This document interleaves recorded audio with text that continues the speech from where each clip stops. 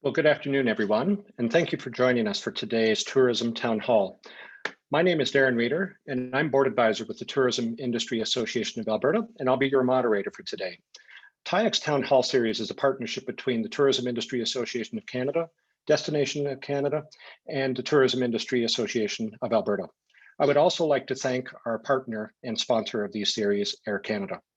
Today's Tourism Town Hall will provide an opportunity for you to hear from our three partner organizations to better understand efforts that are being made nationally and provincially on behalf of the industry.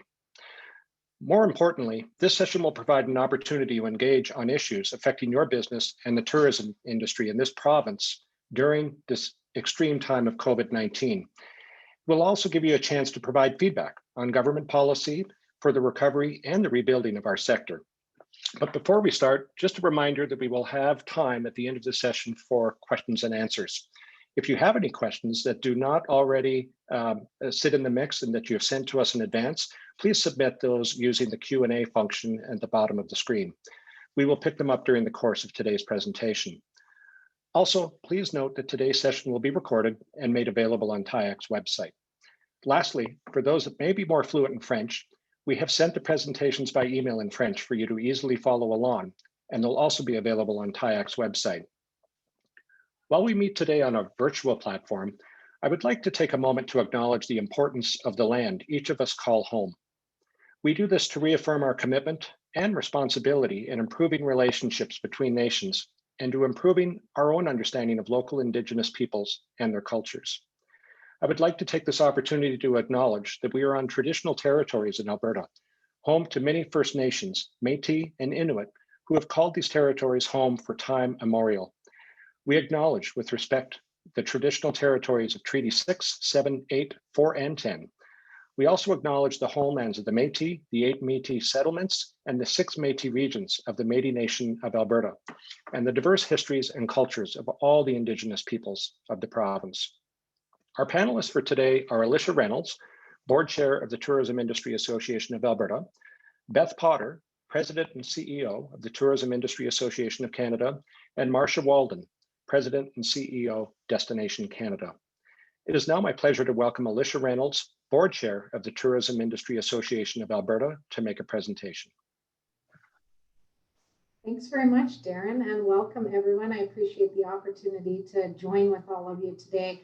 And thanks to TIAC and Destination Canada for their partnership bringing this series across the country. It's a wonderful opportunity to get together and share and talk about the recovery that we know is very, very near in our sights at this point.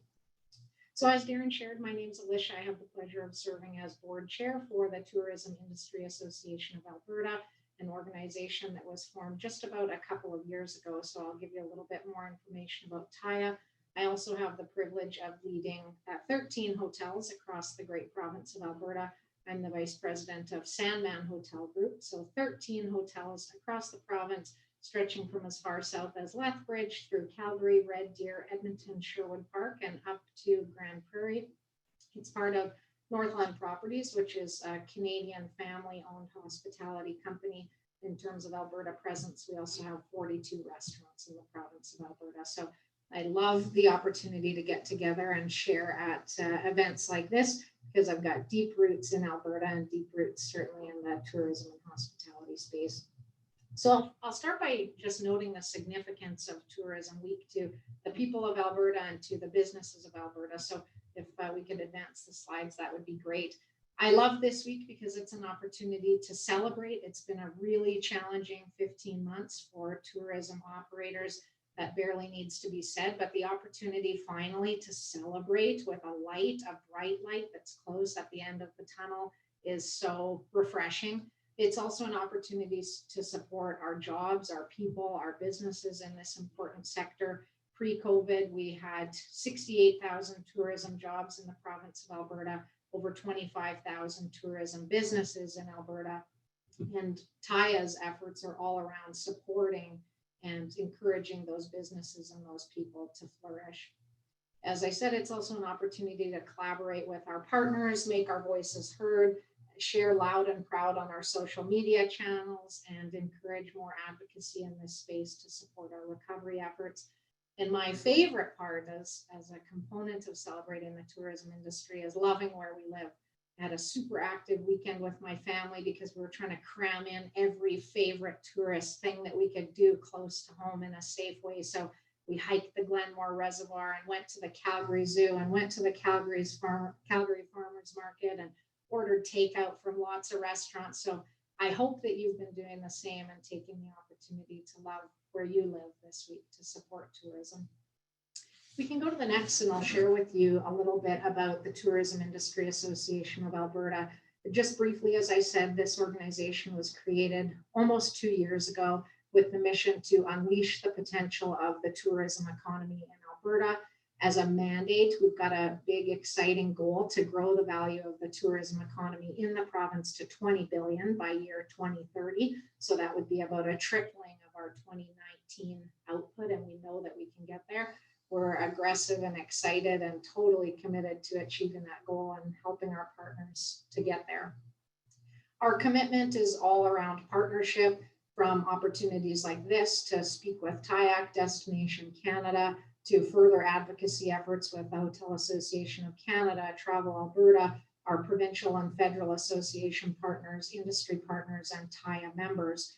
Our role is to listen, support, advocate, and continue to advance the industry. I'll touch briefly next on the tourism economy and what's happened in Alberta. I won't dwell on it because it's a sad story and we've all heard it and we've lived through it, but I do think it's important just to highlight the depths of the challenge that the people of Alberta and operators have been through. It's a busy slide and I'm happy to share this information after, but I'll just pick up on a few key points. Pre-COVID, the industry was valued at around $8.5 billion. Those are travel expenditures in Alberta in 2019. We saw a huge retraction in that number in 2020, over $1.5 billion lost in economic activity just as a result of the border closures, the restrictions on international travel. Across the board saw some significant retractions in certain sectors. You can see here historic sites and museum attendance down 100% year over year from pre-COVID to April of this year. So really challenging numbers in certain sectors that have just not had the opportunity to do what they do best because of restrictions over the past year. Most notably transportation industry, particularly airlines, with a 91% reduction in their economic output over the past year. The accommodation sector has felt that as well, with about a 71% contraction in economic output to pre-COVID numbers. And from recent statistics that TIA pulled together, 65% of restaurant operators are reporting revenue losses on a year-over-year basis. So takeout and delivery has been good for some, but it certainly hasn't been enough to stimulate us to pre-COVID numbers, and we know that. So that's the sad story, and I won't keep going on it too much because, as I say, we've lived it and we've felt it, and our sights are squarely now set, not on the rearview mirror, but looking forward and what we can do to come out of this. So I'll address the barriers to recovery that we've heard from our tourism industry operators in the province. Some of these are not necessary to talk about now that our Premier made an announcement just 2 hours ago. So we fortunately don't need to talk about the first point, which is a lack of clarity around reopening of our economy. We know now that the order is still to come, but we have a 3-stage path to reopening that could see a total removal of restrictions by the end of June if Albertans roll up their sleeves promptly enough to get us to the point that 70% of eligible Albertans receive their vaccination. So that plan was just announced today, and we'll see it on paper hopefully in the coming days, and that will be the solidified effort to get us on a path to reopening. The lack of clarity still exists around reopening borders, and for some operators, that's a really significant piece. So we'll have an opportunity to discuss that later on in this call. The capacity restrictions have been super challenging, and it'll continue to present that way for the next month, 2 months, as we endeavor to take on this reopening plan. But there have been a number of operators, as I mentioned previously, museums, that just haven't been able to make a go of their business. It hasn't been viable because the operating capacity restrictions meant they couldn't open even when their industry or their business was permitted to do so.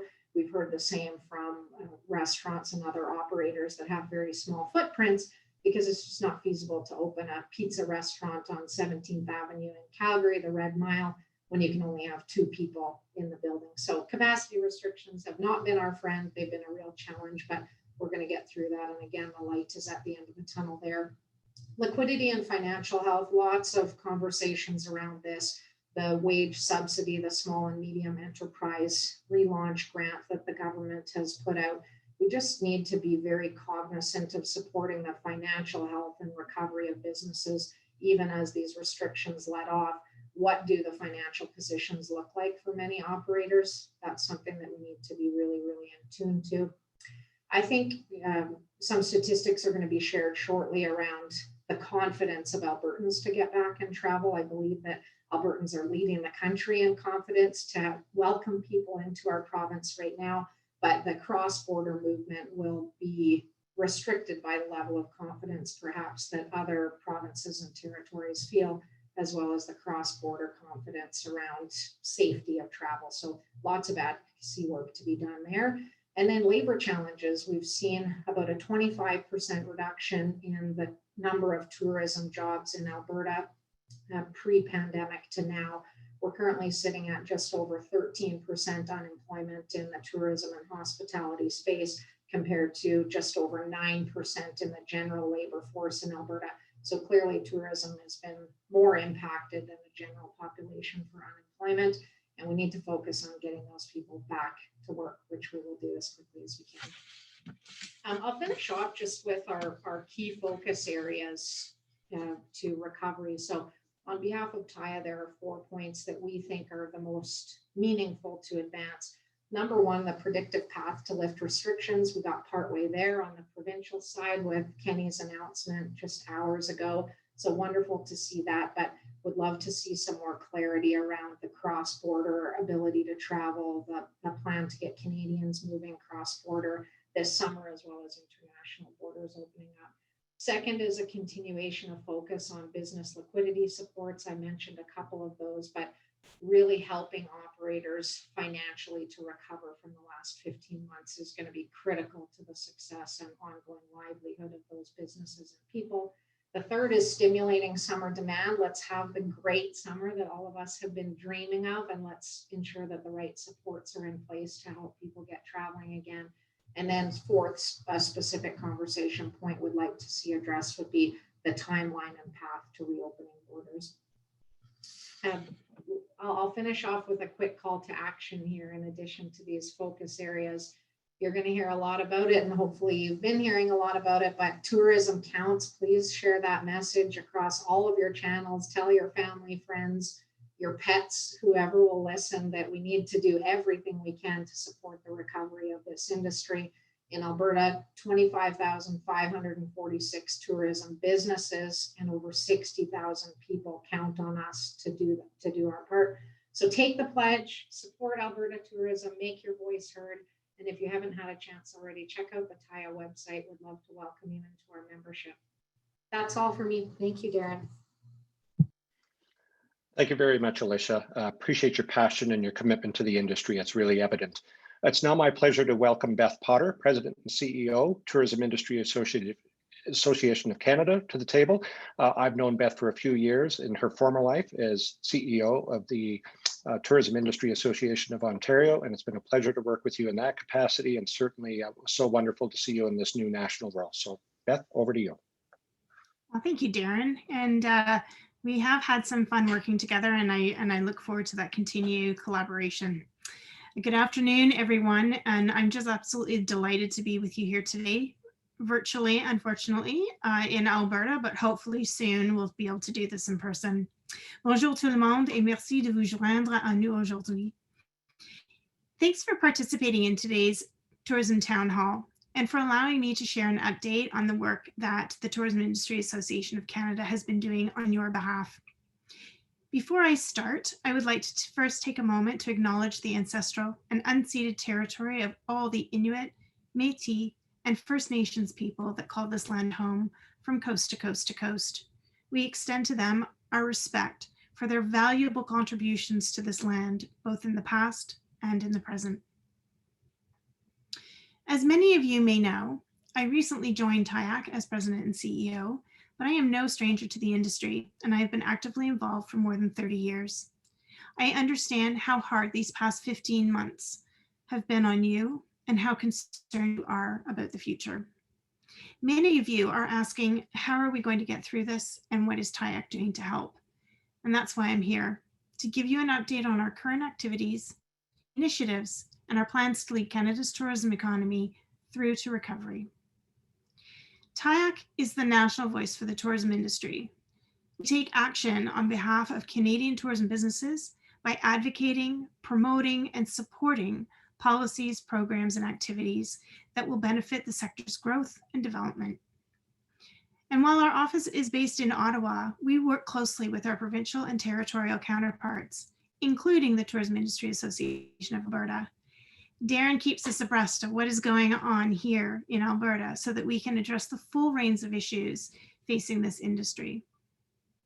In a nutshell, TIAC exists to give you a voice at the federal level so that you can keep focused on running your business. We're here to fight for you, which is exactly what we've been doing, fighting for your survival through this pandemic. For the past 15 months, we've been elevating the issues impacting our industry and meeting with federal officials, including MPs and senators, to share stories of industry challenges and needs. We have been pushing for sector-specific support and relief programs. From the very beginning of this pandemic, our message to government has been clear. The tourism industry is a vital economic generator and employer of millions. Canada cannot afford to lose its tourism industry. Tourism was the first hit, the hardest hit, and will be the last to recover. And this industry needs support now and through the recovery.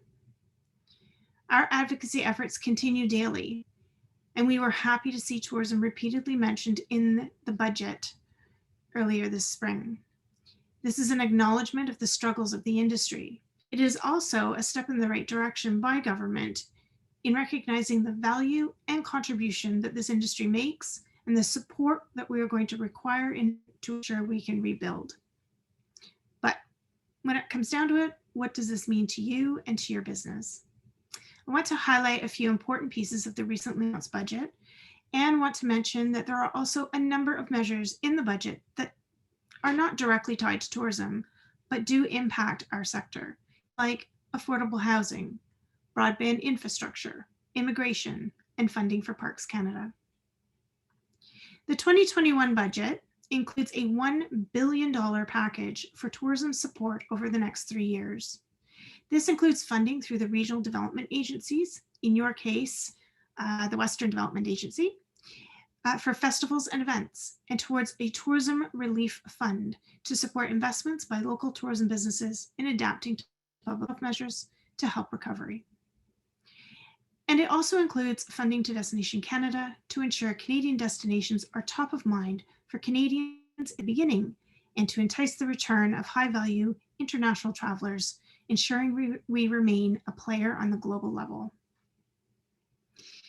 The Canada Emergency Wage Subsidy and Rent Subsidy are very important programs to our sector. The proposed extension to September is a good signal of business support, but we know the sector will need support past the fall. And while we welcome this extension, we will continue our work to ensure the hardest hit businesses receive continued support at existing levels. There was also a proposal for a new Canada Recovery Hiring Program for eligible employers that continue to experience declines in revenue. This initiative was proposed to help businesses hire back laid off workers or to bring on new ones. As mentioned, there are numerous other items in the budget that impact our sector. However, our main priority is to ensure that you understand when and if these supports become available and how to access them. We will actively be sending out updates and information to you as we learn more through our discussions with government. And we will work with TIAA to ensure we have this information as quickly as possible. While we share this information with you, I have a personal favor to ask of you today. It is crucial that we hear from you on issues that you are facing, particularly pertaining to federal support programs, so that we can work to address them. And when we meet with federal officials, we will tell your story of losing staff, losing revenue, and worrying about how you will continue to operate. We highlight what your losses and struggles mean to the community and to the country in economic impact and the unique needs of the tourism industry. So while we monitor the program rollout, we also need to look ahead. TIAC is committed to champion the recovery of the industry. Proof of vaccination has gotten much attention in the media lately. We know that this will need to become a common part of travel documentation moving forward, and our efforts are to lead the conversations on ensuring a national approach. We are working to ensure a one of Canada system, as opposed to differing regional approaches, which would provide confusion to both domestic and international travelers. However, we know not everyone will get vaccinated, and that is why it is crucially important that we also plan for testing and processes for those that are traveling without a vaccine. It is our firm belief that travel cannot be limited to only those who have been vaccinated.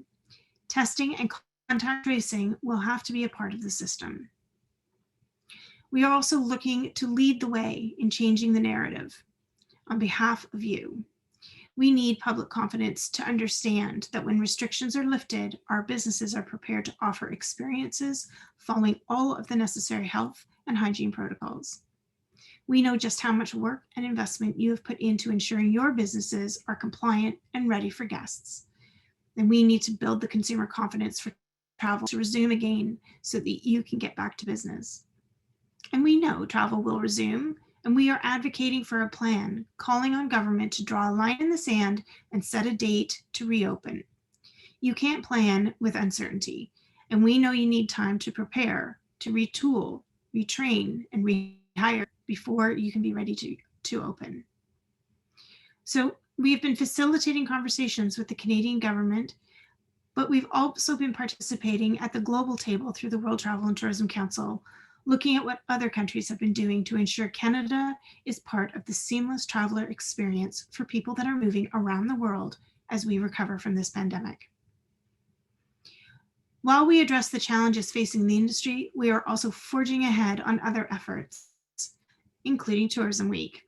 That's this week. It's a national campaign that our organization has led since 2003, 7 full days of recognizing Canada's tourism economy and the impact it has on every community across the country.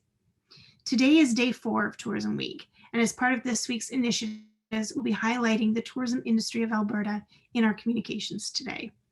Thank you to all of you who have been involved as we call on Canadians to take the 2021 tourism pledge. That is, when restrictions are lifted, to travel in Canada first. We are extending an invitation to come together as a country and support our local tourism destinations, businesses, and employees. Before I close, I would like to personally thank our members for supporting our advocacy efforts and I encourage all of you to get engaged and to support the organizations at the local, provincial, and national level, because they are all working on your behalf. Thanks once again for joining our town hall today, and I look forward to addressing your questions later. Back to you, Darren. Great, thank you very much, Beth, and thank you for the leadership of your entire TIAC team. It's really been appreciated this whole of the past 15 months. I would now like to welcome Marcia Weldon, President and CEO of Destination Canada, to the stage, the virtual stage, I guess it is. Marcia, over to you. Thank you so much. Hello, everyone. Bonjour à tous. Thanks so much for inviting me here to join you today. It's really great to be speaking to all of our partners in Alberta. Je suis très heureuse d'être ici aujourd'hui. Je vais donner cette présentation en anglais, mais nous avons fourni le document en français aux gens intéressés. I too would like to acknowledge that I'm joining you today from Vancouver, in this case, the traditional home of the Coast Salish peoples. those being the Musqueam, Squamish, and Tsleil-Waututh. Now, for your background, Destination Canada is a federal Crown corporation, and it's our mandate to work to sustain a vibrant and profitable Canadian tourism industry, which is, I'm sure you can all appreciate, has been quite a challenge in the last 14 months. And we do that through our work in marketing, in research, destination development, and through our partnerships all around the world. As you might also appreciate, much of our industry's strength and the strength that you all find is in the relationships that you have with your partners and fellow colleagues in your community. And so it is with us, Destination Canada, TIAC, TIE Alberta. We've all worked together for many years to bolster our industry's prospects in a very competitive global sector. But before moving on to talk a bit about what we have done in the last little bit and what we are planning to do looking forward, I want to just spend a moment to acknowledge how terribly difficult this past year has been for tourism and hospitality operators. And I think this slide pretty much says it all. And even for those of you left standing, recovery, we know, will be a long and challenging path for many of you. So today I'm going to touch on our work really across 3 phases that span 3 time horizons. And first of all, it's really been about surviving the pandemic and trying to get through and work through all these related restrictions and new challenges that have faced us in trying to continue to host guests in many cases while the pandemic raged. The second phase is really all about reviving market revenue. Relief funding certainly can get us through survival, but it cannot lead to recovery in the long term. We need to revive market revenue and the promise of growth and opportunity that, that exists for the future. And we also need to keep an eye a little bit farther afield in thinking about what will it take for our industry to really thrive in the future, to increase the overall vitality of our industry and continuing to deliver net benefits to the communities that we serve and the long-term resilience of those businesses that operate there. So let's start for a moment just with our initial response as an organization to the pandemic, which was really about just helping the tourism industry try to survive that first summer and its devastating initial impacts. And as we expected, and we are seeing again this year, we knew that travel would restart first at a very hyper-local level. And in most of Canada, we did see that ray of hope in the summer of 2020. And things are looking up right across the country at the moment as we head into the summer of 2021.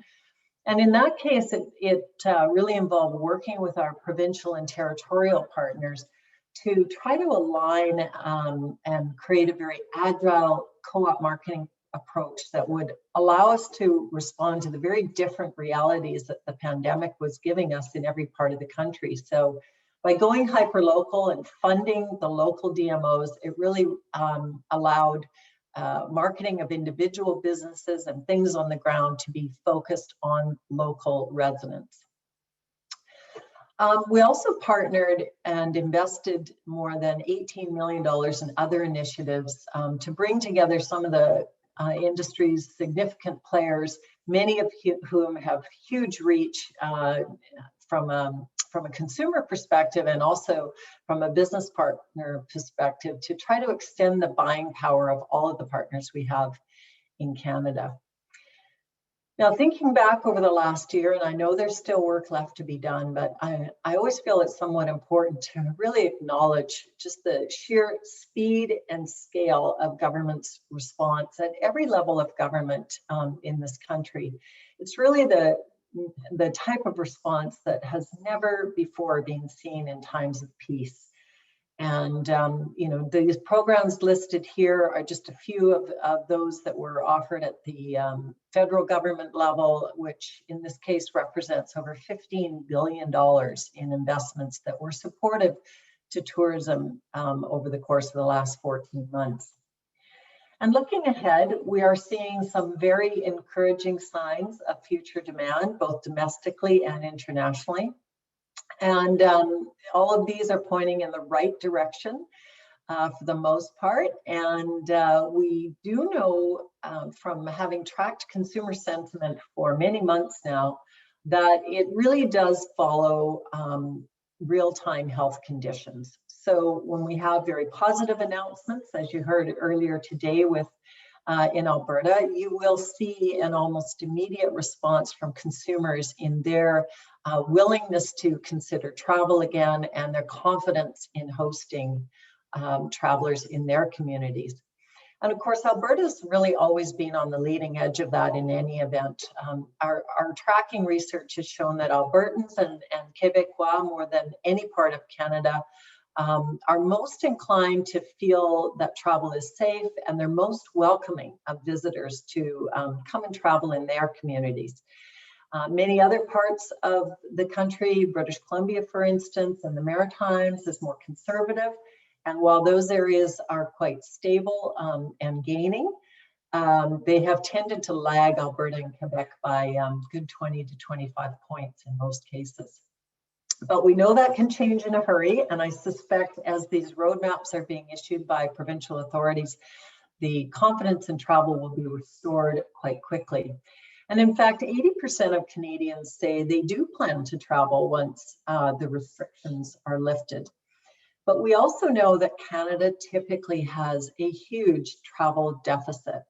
So that's to say that Canadians in an average year will spend almost double on outbound travel leaving the country than they will spend on inbound, than what foreign international travelers will spend coming into Canada. So that gives us our travel deficit. So given that this summer is really going to be about domestic travel, we really need Canadians to spend their holiday dollars in Canada this year to help speed up our sector's recovery.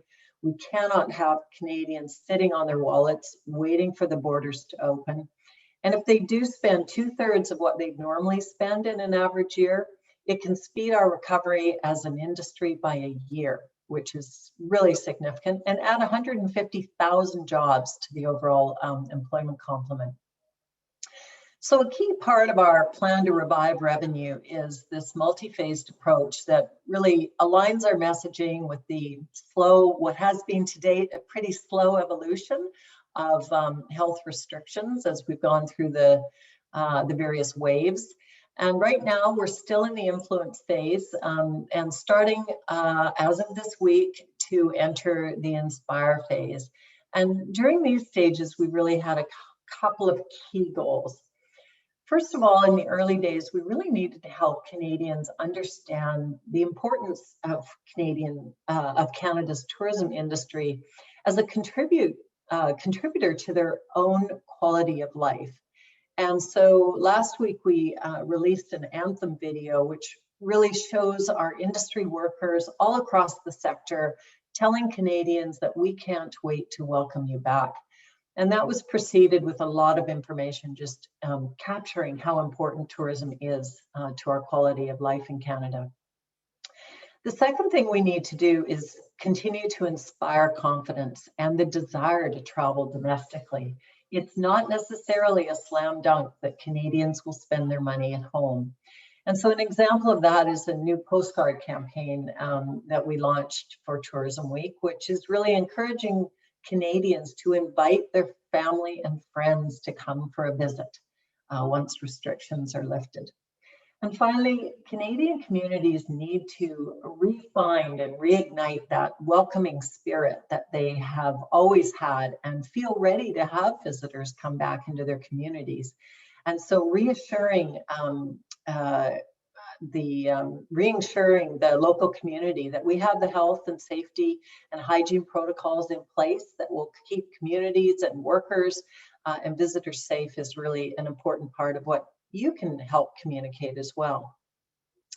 So as conditions have improved, and now that we're seeing many roadmaps being issued by our provincial authorities, Destination Canada is in a position to start introducing much more aggressive calls to action that are inspiring Canadians to book their travel.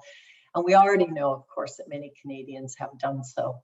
So in the months ahead, I think what all of us can do to really make sure that we kickstart our season off well is to be sure to amplify that peer-to-peer social sharing that we see amongst early travelers, because it's their experiences of how great it is to be out and about again, and showcasing how the health and hygiene protocols have still continued to make travel a wonderful experience. It's that early adopter traveler that will pave the way and have significant impact on the confidence of others that will follow them. So here are just a few examples of some of the work we've done that's quite specific to Alberta. And on the upper left of the screen, you may recognize Ivan Tuoko and Rochelle Ignacio, who are proprietors of Black Owned Market in Edmonton. And they certainly told us how proud they've been to provide a way for both locals and now visitors to experience the city's very diverse culture in a safe and inclusive space. So it's operators like that that are really showing the way of the future and helping Canadians to feel confident. But even though Destination Canada's short-term focus has to be on domestic travel, we've remained active in our key international markets too. So we're working really closely with our in-market teams globally to ensure that Canada stays top of mind with our travel trade and travel media partners. And now we'll be able to start thinking about the consumer marketplace as well. And one example of that work, consumer-wise and trade-wise, was with Virtuoso, who publishes this magazine, Boundless, very high-impact magazine that in this case was focused entirely on travel ideas in Canada. So looking a little farther down the road, what will it really take for the visitor economy across Canada to truly thrive? We believe that it begins with a new North Star, one that orients us toward why our corporation was really created in the first place.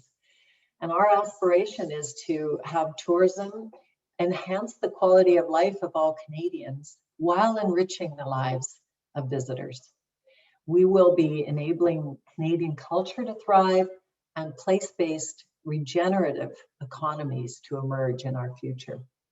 And together with all of you and other organizations, we can help elevate Canada's competitiveness as a tourism destination in order to accomplish those things. So to come on this journey with us, please let's stay connected. You can see some of the ways to stay in touch with us on the screen right now. Je vous encourage à rester connecté avec nous sur nos canaux de communication. Merci beaucoup. Thanks so much. And I'll now hand it back to Darren for some Q&A with everyone. Great, thank you very much, Marcia. Love the video, by the way. And again, big thank you to Destination Canada for the COVID-19 research and webinar resources that you've made available to the industry this past year. Just invaluable all around. So as I mentioned earlier, this town hall was designed so you could present your questions directly to industry leaders on issues affecting your business. Many of you have submitted questions in advance, and you know what, the chat function or the question and answer function is still open, so please send questions through. Now's the time to do that. So I'll ask the panel to please keep the responses to the questions I ask as brief as you can. I'll do them, or my best, to direct them to the most appropriate person. I think in most instances, I'll just ask for a single person to respond just so we can get through as many as possible. So maybe if we can just get started, Beth, I'm going to tap you first for a response. And the question is, the wage subsidy is supposed to be gradually reduced, starting in June and ending in September. Do you know what that is going to look like? And is there a chance to have it extended if visitation and income remain low? So that's an excellent question. It will start to gradually reduce, but so that by the time we get to September, the amount of funding will be 20% support. And currently it's at 75%. So it's a pretty rapid drop off over a few months. There is the possibility in the current budget proposal that it could be extended to November. Now, this is a program that was designed for everyone in every industry in the country. And what we have been speaking to government about is the fact that our industry has been able to get back to work the way other industries have. And so we are going to need an extension to this program. So we're in those conversations right now. We're hoping if we can stop the decline of support before it gets too low to be of any consequence for the industry.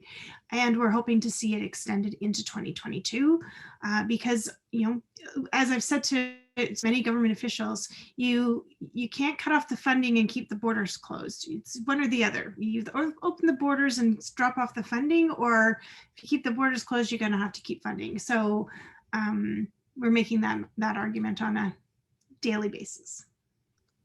Hear, hear. Thank you. Marcia, question for you. When will tourism in Canada reach pre-COVID levels? And what are we doing to help engage international travelers and inspire them to travel to Canada? Well, let me start with some of the models that we've prepared, and most of these, and I think we're about to update it again, so stay tuned to our website to look for the latest information. But the last models that we prepared really said that we will not be fully back to 2019 levels any earlier than 2024. So that's a long, slow climb, regrettably. But where we will see immediate lift, both in domestic recovery as well as in international US recovery, is in drive. So anything that is within sort of the 6 to 8 hour drive from your destination will recover first, and it should be robust and quick. We are thinking it should recover within about 2 years. Air will take a little longer, and business travel will take even longer than leisure. So we're seeing the leisure side be more resilient than business. And in fact, I think the jury's still out on whether business will ever fully recover to the levels we saw in 2019. We've all learned a lot about living in a virtual world. And so the business meetings and events side of travel may never, well, perhaps in 10 years or so, but it may take quite a long time for it to come back. Just 10 seconds on international travel. We're turning the taps on now. As we're now in a position where we can see that light of a potential border opening with Dr. Tam's announcements around some of the metrics that we must achieve. We've done our own modeling to say, now this is not official government policy, this is Destination Canada modeling. But there could be a potential border opening toward the end of September, early October, which makes us say, okay, that's the window of planning that consumers normally like to see ahead of international travel. So we're turning our marketing taps on now.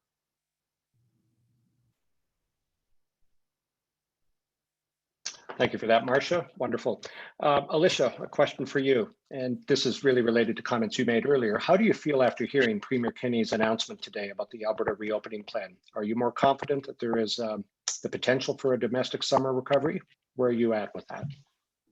A definite yes to that one. Waking up today, my thoughts on recovery were very different than I felt after the announcement a couple of hours ago. It's a really aggressive, exciting tourism forward recovery plan that was announced. The 3 stages are absolutely tied to vaccinations and the health of Albertans. So there is still a nod to hospitalization numbers, but largely the message from our government was that the rollout and recovery is in the hands, or rather in the arms, of Albertans at this point, with a 3-stage plan contingent on 50, 60, and 70% vaccination rates for eligible Albertans.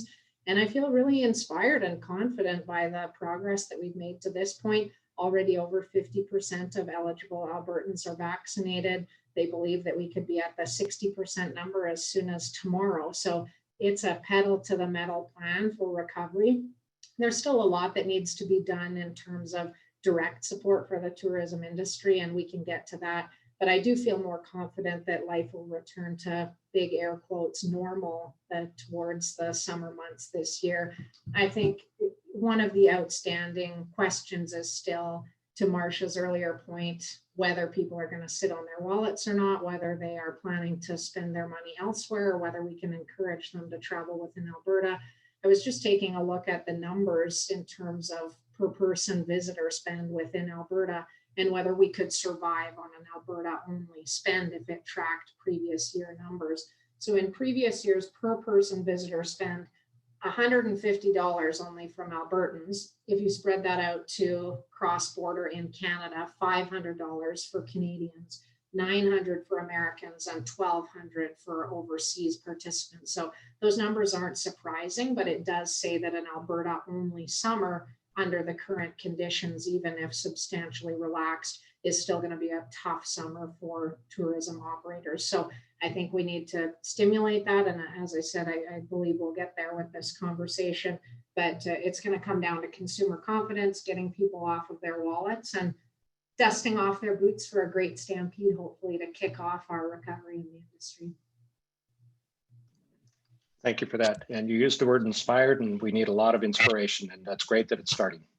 I'm going to go to the Q&A box. I see 3 questions in there, and I think each one would be appropriate for each of our panelists. So I'm going to start in the order that we received. Beth, this first one's for you from Bill Rayome. The question is, what role is TIAC playing in conjunction with UNWTO initiatives with respect to the International Code for the Protection of Tourists? Okay, well, that's another really good question. So the UNWTO has pulled together, I think it's just over 90 member countries or member jurisdictions to participate in the development of this code. Unfortunately, Canada is not a member of the UNWTO, and so we have not participated in that discussion.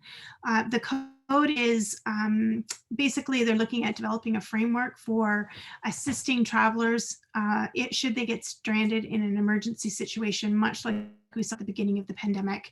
And so, valuable work and absolutely something that we're keeping, our ear to the ground on and making sure that we understand what the discussions are looking like. But we have not been invited to participate because we're not a member country. Great, thanks for that response, Beth. I know there's some political history to that. We don't need to get into it, but it would sure be nice to be back at the table with the UNWTO. That's right, the table with WTTC. Question from James Jackson, and I'm going to direct this, Marcia, to you. And it's, what investments is DC making into the US in advance of the border reopening? And will the current domestic investments be reallocated to the USA or other international markets once open? Well, thank you for that question.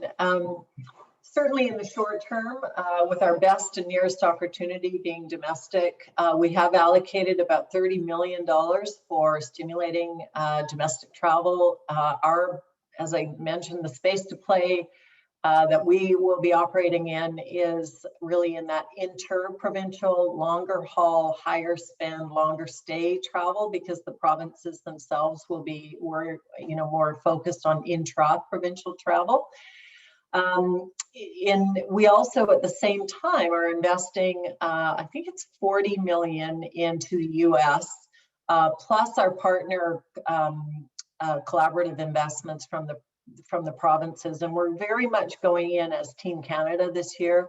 Almost everyone has recognized that, the notion of traveling to Canada is sort of that first order of decision making, and then people start doing their homework and searching and figuring out what part of Canada, how do I get there, what's closest, what do I want to do. So really going in as Team Canada initially, will have a very strong restart in 2021.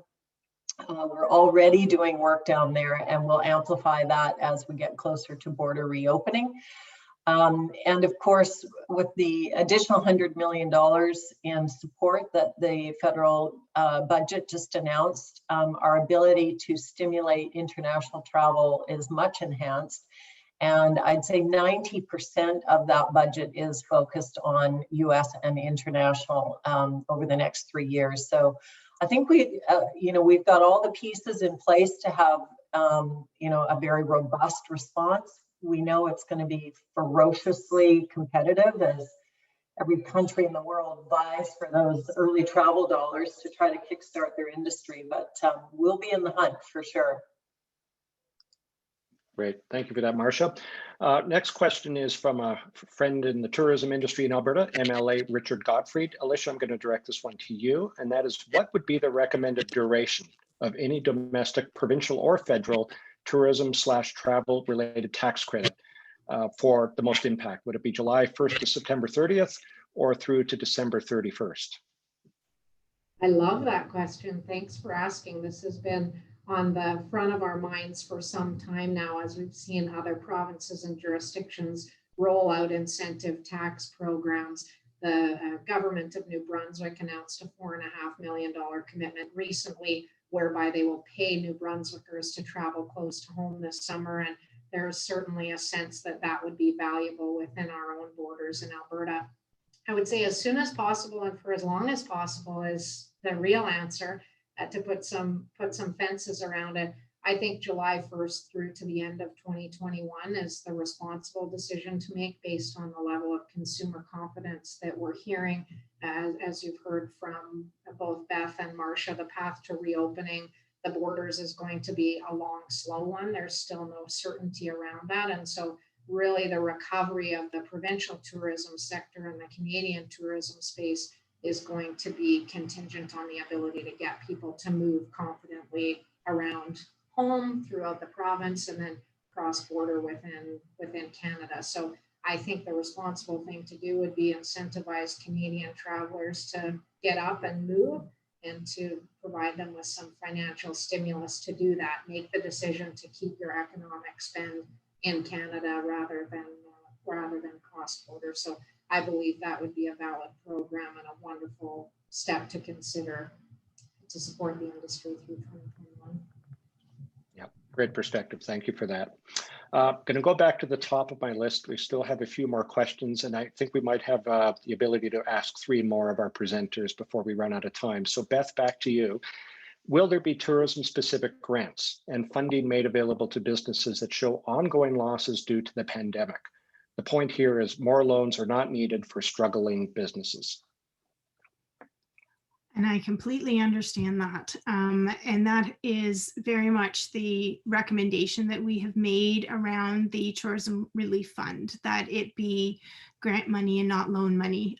We know that businesses have assumed an incredible amount of debt over the last 15 months through really no fault of their own. So we are encouraging government to think in those terms, but I can't at this point I can't give you a confirmation that that's going to happen. Okay, thank you. Marcia, for you, what are some of the best ways DMOs can draft off of your efforts in the US and domestic markets? Well, I think first of all, just being aware of the markets and the timing that we will use going into each of these markets will allow you to align your marketing activity with ours, and we'll amplify each other's voice in those cases. We usually play pretty high in the top of the funnel on that path to purchase. We know inspiration leads to search, and search leads to visitation. There's a very clear path of correlation there. And so, DMOs are often closer to the ground, showcasing more of the individual businesses that are in their community or part of their membership. And that's where, taking what we're creating in terms of inspiration and search, you can turn into conversion. So just be aware of where we're going to be and when. And even in what media choices we're making.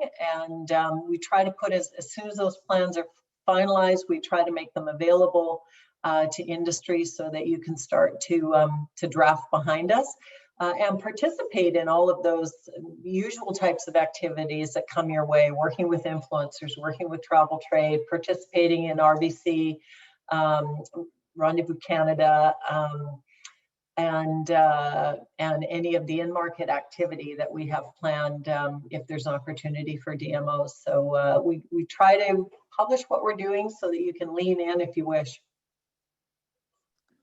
Fabulous answer. Thank you so much. What I'm going to do, Alicia, if you don't mind, I'm going to go to the last question I have, and I'd actually like to ask it of the three presenters. And that question is, how can we all work together post-COVID? Just from your organizational perspective, how do we align all the respective insights and responsibilities we have to bring this industry back quicker? And Alicia, maybe if I could start with you on that question, and then I'll go to Beth and then Marcia. Yeah, great question and a nice way to end the conversation. I think it's really continuing the spirit of this meeting today, which is collaborate, listen, have your ears open, and really focus on the recovery as a unit, as a group, as an industry, as a country. This industry is, I think, forever bonded through the painful experience that we've gone through together, but also hopefully will allow the industry to come out stronger, to emerge as a unified group that found their voice, found their advocacy channels, and was established as a group that has a lot of credibility. So on behalf of TIA and the industry members that make up our organization, I would say just really lean into partnership opportunities, uphold the high standards that we've developed as an industry in terms of cleanliness and other commitments to safety. Do your part to encourage that high level of consumer confidence that we need to recover. So as an operator, be all about those standards and upholding everything that we've developed. And also just ears open, direct your efforts and thoughts and conversation towards industry organizations that have the voice of government and can move the needle for everyone's benefit. Great, thank you. So I'm gonna just pick up on what Alicia was saying, and that collaboration and working together is so incredibly important. And there are times when within the industry, you're standing elbow to elbow with your competitors, and other times you need to link elbows to be as one. And as we go forward and we're working to rebuild and to build back better, this is a time where we need to link arms and do it collaboratively. And it covers a number of things. It's not just getting consumers back in the door and heads in beds and that kind of thing, but it's also, I mean, we've got some challenges ahead of us, that COVID or no COVID, well, COVID's actually intensified, our labor challenge as an example. I mean, there are a lot of other issues that as an industry, I'm hoping that what we've learned from working together through COVID, we can take forward so that we can tackle some of these other issues that will be for the betterment of our industry. Thank you, Beth. And Marcia, you have almost the last word. All right, and 20 seconds. I think the three things I would focus on is all of Canada now understands the impact of tourism in their communities, both economically, socioculturally, and even environmentally. This is a moment where the light has finally been shone on what we contribute to our lives as Canadians. So let's make sure that we never forget that, and that our leaders and our residents appreciate and understand that. Secondly, I think we've discovered the power of working together, and we always paid a lot of lip service to collaboration, but in this moment, we are deeply collaborating in a way that will make our ability to get things done, big things done around the world, way more impactful. And thirdly, I would say, now that we have the spotlight on us, let's try to influence how competitive we can be in the future. Start thinking as much about the supply side of what you have to offer in your community as you do about the marketing side, which is how we sell what we've got. And engage your local leaders and your community in building up the strength of what will make you a more vital and competitive industry in the long term. So that would be my top three. Wonderful. Thank you all for your insightful comments, for your leadership. To our participants today, thank you for attending with us, for everything you do to support the industry. This has been a wonderful opportunity to get with you, and we thank you for your time. All the best in your summer efforts. It does matter. Thank you and have a great day.